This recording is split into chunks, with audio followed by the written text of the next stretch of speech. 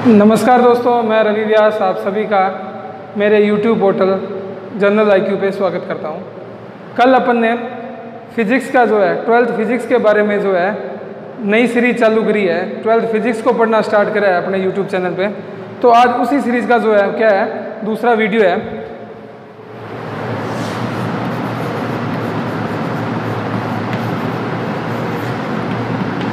कल अपन ने देखा कि चार्ज क्या होता है, फिर देखा चार्ज कितने टाइप का होता है, पॉजिटिव नेगेटिव होता है। फिर अपन ने देखा कि कैसे एक और बॉडी को अपने चार्ज कर सकते हैं, एक आवेशित बॉडी को या उदासीन बॉडी को अपने जो है कैसे चार्ज कर सकते हैं और कैसे दो बॉडी को पास लाने से एक के चार्ज दूसरे में ट्रांसफ़र कर सकते हैं।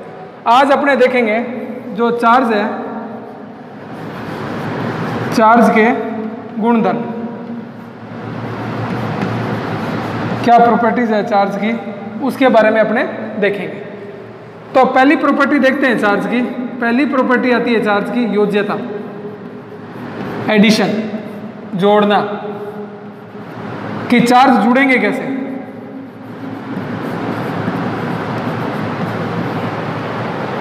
तो चार्ज जुड़ेंगे कैसे, बीजगणितीय योग के अनुसार। बीज गणितीय योग, एल्जेब्रिक सम। एल्जेब्रिक सम का मतलब कि जो भी वैल्यू है प्लस में है या नेगेटिव में है, उनको निशान के साथ जो है उनके जो है पॉजिटिव अगर साइन है तो पॉजिटिव साइन के साथ, नेगेटिव साइन है तो नेगेटिव साइन के साथ, तो उनको निशान के साथ क्या है जोड़ देना, साइन के साथ जोड़ देना। जैसे मान लो कि कहीं एक 4 कूलम आवेश है, 3 कूलम आवेश है, 8 कूलम आवेश है पॉजिटिव में, और 3 कूलम नेगेटिव में आवेश है, 2 कूलम फिर नेगेटिव में आवेश है। तो कोई पूछ ले कि उस सिस्टम में टोटल आवेश कितना होगा, तो मैं क्या करूँगा, इनको निशान के साथ, प्लस है तो प्लस, फिर प्लस है तो प्लस, प्लस 8C, अब ये माइनस है तो माइनस 3C, माइनस है तो माइनस 2C, निशान के साथ ही इनको जोड़ दूंगा। तो 4, 3, 7 और 8 15, 15 में से 5 गए 10 कूलम पॉजिटिव के आवेश यहाँ अपने को मिल गए। तो योज्यता कैसे होगी, एल्जेब्रिक सम के हिसाब से होगी कि उनको अपने जो है एल्जेब्रिक सम निशान के साथ, जो उसका साइन है पॉजिटिव है तो पॉजिटिव के साथ, नेगेटिव है तो नेगेटिव के साथ जो है अपने जोड़ देंगे। तो ये हुआ अपना एडिशन। आगे देखते हैं अपने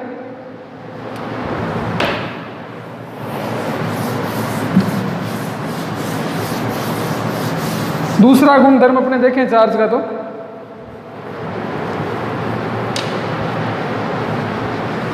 दूसरा है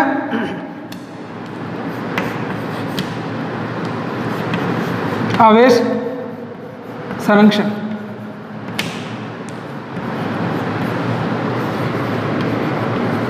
conservation of charge, conservation of charge मतलब आवेश संरक्षण। सेम ऊर्जा संरक्षण, थर्मोडायनेमिक्स में जो ऊर्जा संरक्षण का नियम था, क्या कह रहा था वो, कि आवेश जो ऊर्जा जो है वो ना तो क्रिएट की जा सकती है, ना ही डिस्ट्रॉय की जा सकती है, ना ही उत्पन्न की जा सकती है ऊर्जा को, ना ही नष्ट किया जा सकता है।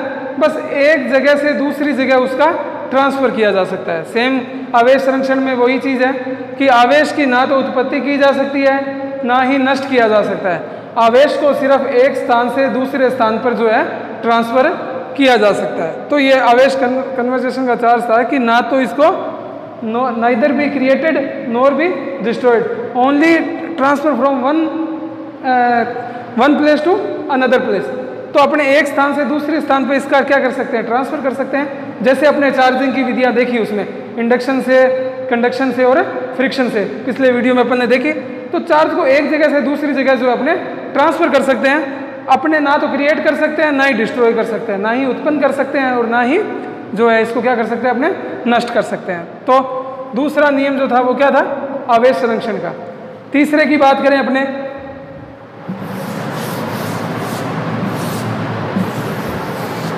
तीसरे की बात करें तो तीसरा है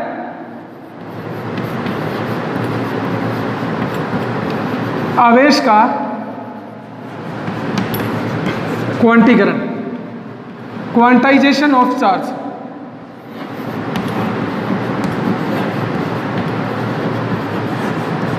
क्वांटाइजेशन ऑफ चार्ज। इस क्वांटाइजेशन ऑफ चार्ज का मीनिंग ये है कि कोई भी चार्ज है वो कम से कम एक इलेक्ट्रॉन के मल्टीपल के रूप में एक जगह से दूसरी जगह ट्रांसफर होगा।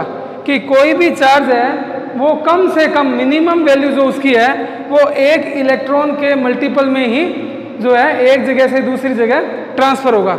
एक इलेक्ट्रॉन हो सकता है, 2 इलेक्ट्रॉन हो सकता है, 3 इलेक्ट्रॉन हो सकता है, 4 हो सकता है और n इलेक्ट्रॉन तक हो सकता है। कि जो भी इलेक्ट्रॉन ट्रांसफर होने हैं वो जो है एक इलेक्ट्रॉन के मल्टीपल के तौर पे ही जो है ट्रांसफर होंगे। तो Q बराबर यहाँ मैं क्या लिख सकता हूँ, Ne लिख सकता हूँ। अब कोई मेरे को कह दे 1.5 इलेक्ट्रॉन कहीं ट्रांसफर कर दो, हो सकते हैं क्या? नहीं होंगे। क्यों? क्योंकि सिर्फ एक हो सकता है, 2 हो सकता है, 1.5 नहीं होगा। n तक हो सकता है लेकिन जो है एक के मल्टीपल में ही होना चाहिए। तो एक के मल्टीपल में कौन हुआ? 1, 2, 3, 4, 5, 6 जो भी इनफाइनाइट तक जो n तक की जो वैल्यू है वो ट्रांसफर हो जाएगी। तो यही क्वांटाइजेशन है कि जो चार्ज है वो एक इलेक्ट्रॉन मिनिमम जो चार्ज ट्रांसफर कर सकते हैं अपने वो कौन सा है? एक इलेक्ट्रॉन का। और आगे जो चार्ज ट्रांसफर करना है वो उसी एक का मल्टीपल होना चाहिए। तो फॉर्मूला यहाँ से मेरे को मिल गया Q बराबर Ne। ठीक है।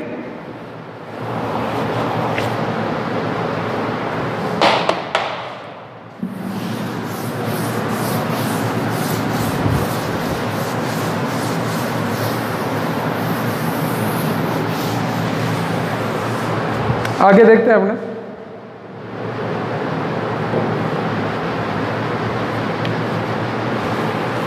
कूलाम का नियम। अगला टॉपिक है अपना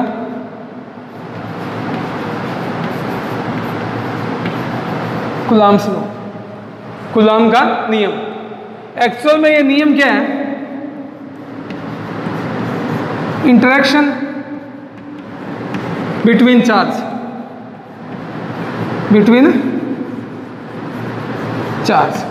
अब ये इंटरेक्शन बिटवीन चार्ज क्या हुआ? मैंने कहा कि जब 2 पॉजिटिव आवेश हैं एक दूसरे के पास लाए जाएंगे तब वो एक दूसरे को क्या करेंगे? प्रतिकर्षित करेंगे। फिर अपन ने बात करी कि 2 नेगेटिव आवेश हैं वो भी एक दूसरे के पास लाएंगे तब क्या करेंगे?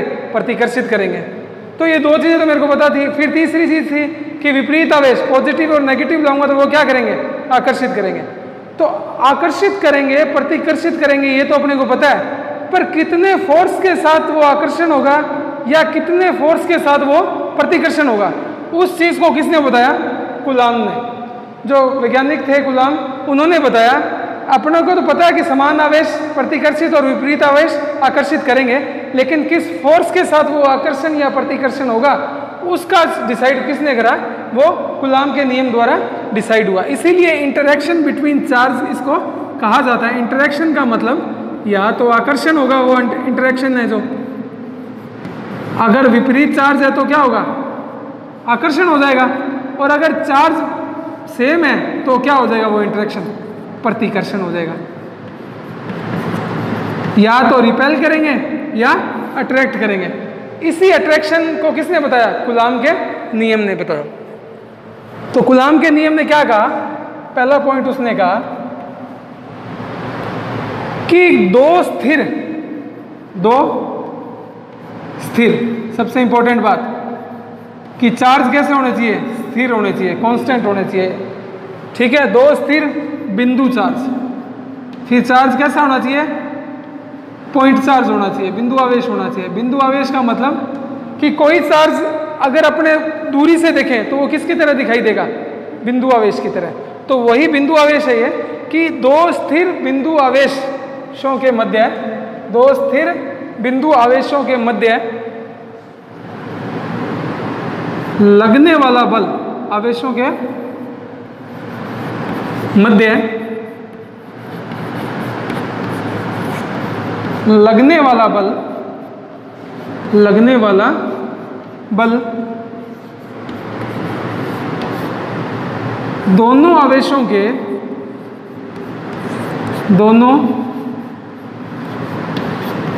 आवेशों के गुणनफल के गुणनफल के समानुपाती होगा, गुणनफल के समानुपाती होगा। कहने का मतलब कि जब दो स्थिर बिंदु आवेश लाए जाएंगे तो उनके बीच जो बल लगेगा वो उन दोनों बलों, दो स्थिर बिंदु आवेशों के बीच जो बल लगेगा वो उन दोनों आवेशों के गुणनफल के समानुपाती होगा। तो मैंने माना दो चार्ज Q1 और Q2 लिए, तो पहली डेफिनेशन ये कहती है कि फोर्स जो है वो Q1 इंटू Q2 के मल्टीप्लाई के समानुपाती होगा। पहली चीज तो ये होगी।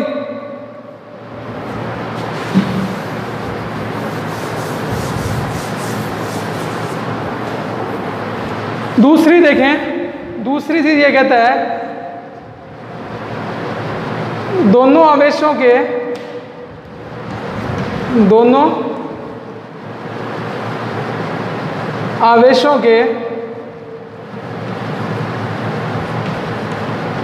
मध्य की दूरी के वर्ग के व्युत्क्रमानुपाती होगा,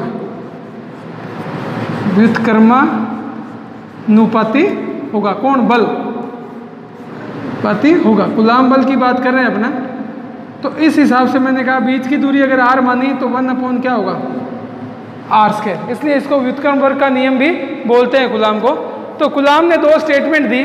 पहली स्टेटमेंट दी कि अगर जो दो आवेश रखे हुए हैं स्थिर पॉइंट चार्ज, उनके बीच जो बल है वो किसके समानुपाती होगा? उन दोनों के गुणनफल के समानुपाती होगा और बीच की दूरी के वर्ग के व्युत्क्रमानुपाती होगा। तो अगर इन दोनों को एक साथ लिखा जाए तो क्या लिखें अपने? F proportional Q1 Q2 upon में r²। उतारो इसको।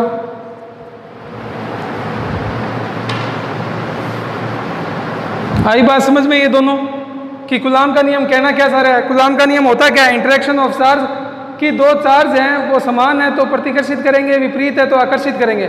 लेकिन कितने बल से आकर्षित करेंगे या कितने बल से प्रतिकर्षित करेंगे वो किसने बताया? कूलाम ने। तो दो स्टेटमेंट थी। एक तो दोनों बल, जो दो चार्ज हैं उनके बीच लगने वाला बल उन दोनों के गुणनफल के समानुपाती होगा और बीच की दूरी के वर्ग के व्युत्क्रमानुपाती होगा। तो इन दोनों इक्वेशन से मैंने एक इक्वेशन यहाँ पे बना ली।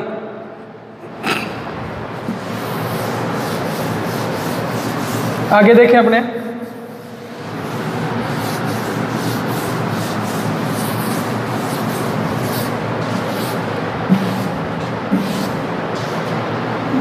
आगे देखें तो यहां मैंने लिया प्लस Q1 चार्ज, ये इसका सेंटर पॉइंट। ये मैंने यहां लिया कुछ दूरी पे प्लस Q2 चार्ज, ये इसका सेंटर पॉइंट।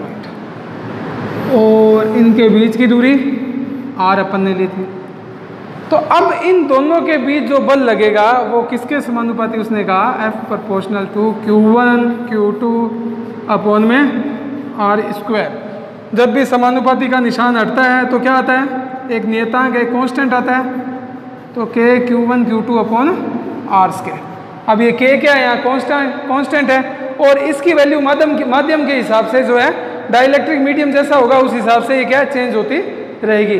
अब डाइलेक्ट्रिक मीडियम की जो है पैरावैद्युतांक जो है उसकी बाद में आगे बात करेंगे, लेकिन ये K की वैल्यू जो है पैरावैद्युतांक के हिसाब से जो है चेंज होती रहती है, माध्यम के मीडियम के हिसाब से क्या रहती है?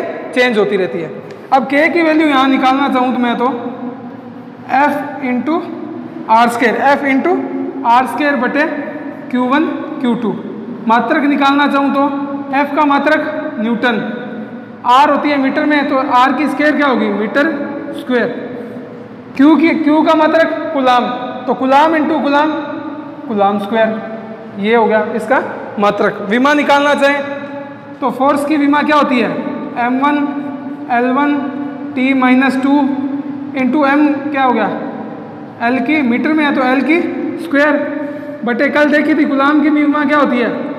Q बराबर क्या होता है? I into T। तो A1 और T1 यहाँ स्क्वायर है तो ए की स्क्वायर टी की स्क्वायर। अगर और सोल्व करना चाहो तो m1 L2 और 1 3 L3 t -2 ऊपर है, ऊपर वाला नीचे वाला फिर ऊपर जाएगा तो -2 और ऊपर हो जाएंगे तो t -4 और a ऊपर जाएगा तो a -2। तो ये इसकी क्या होगी विमा, वो ये किसकी जो अपने k की विमा होगी।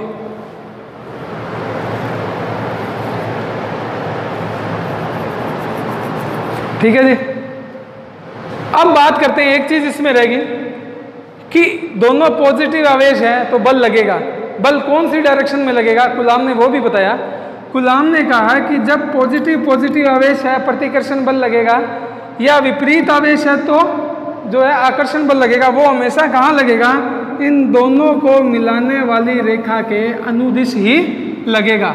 इन दोनों को मिलाने वाली रेखा के अनुदिश लगेगा। तो मतलब इस पे बल, इसके कारण ये इसको क्या ये क्या करेगा, प्रतिकर्षित करेगा। तो बल कहाँ लगेगा, इधर। तो ये बल इधर नहीं जाएगा, इधर नहीं जाएगा। चार्ज यहाँ है, इन दोनों को मिलाने वाली रेखा ये है तो इसी के अनुदिश लगेगा। अगर ये चार्ज मैं यहाँ रख देता Q2 तो अब इनके बीच मिलाने वाली रेखा कौन सी होती, ये। तो ये बल यहाँ नहीं रख के किधर लग जाता, इधर लग जाता। तो इस बल का नाम दूँ तो मैं 2 पे बल लग रहा है, किसके कारण लग रहा है, 1 के कारण। तो F2 की डायरेक्शन यहाँ होगी। यहाँ बात करूँ तो 1 पे बल लग रहा है, किसके कारण, 2 के कारण। तो F12 इधर हो जाएगी। आगे वेक्टर में इसकी बात करेंगे, लेकिन इंपॉर्टेंट बात इसमें यह थी कि इसके जो बल लगेगा वो हमेशा जो इन दोनों आवेशों को मिलाने वाली रेखा है उसके अनुदिश ही लगेगा। तो प्रतिकर्षण का समान आवेश थे तो इधर लग गया। अगर ये नेगेटिव चार्ज होता तो आवेश किधर लगता, बल किधर लगता, अंदर की साइड, लेकिन लगता इसी रेखा के अनुदिश। तो ये कूलाम का नियम था।